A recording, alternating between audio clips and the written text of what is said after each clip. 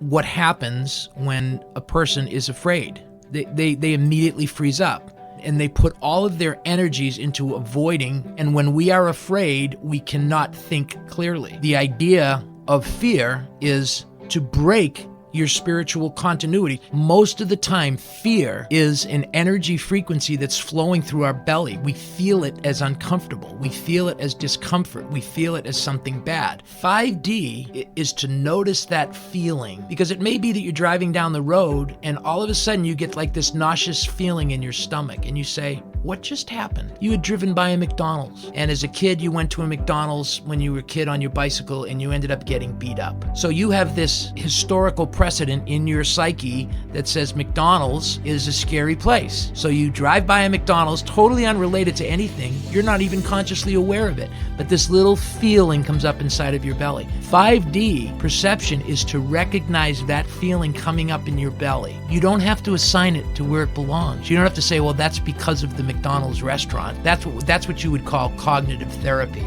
But in 5D, you don't have to explain anything. All you have to do is realize that I'm getting this inner spiritual sensation that's coming up inside of me of fear, but my conscious mind and my thought process can tell me I'm not in any danger right now. I'm in my own car and I'm comfortable where I am and there's nothing for me to be afraid of. So that feeling, I say I love that feeling, and that feeling is welcome to come up inside of me whenever it needs to. It's like, oh, I'm getting this negative feeling, and you push it away and say, I don't want to feel that way. And then it's kind of like there's this little doubt. You know that little fear has been closed inside of a closet inside your brain.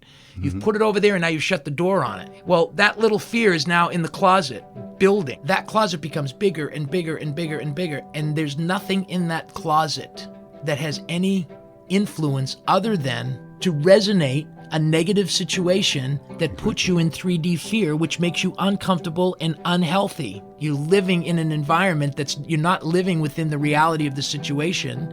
You're living within the matrix of your own fears that you've built up in your lifetime. And whatever they are,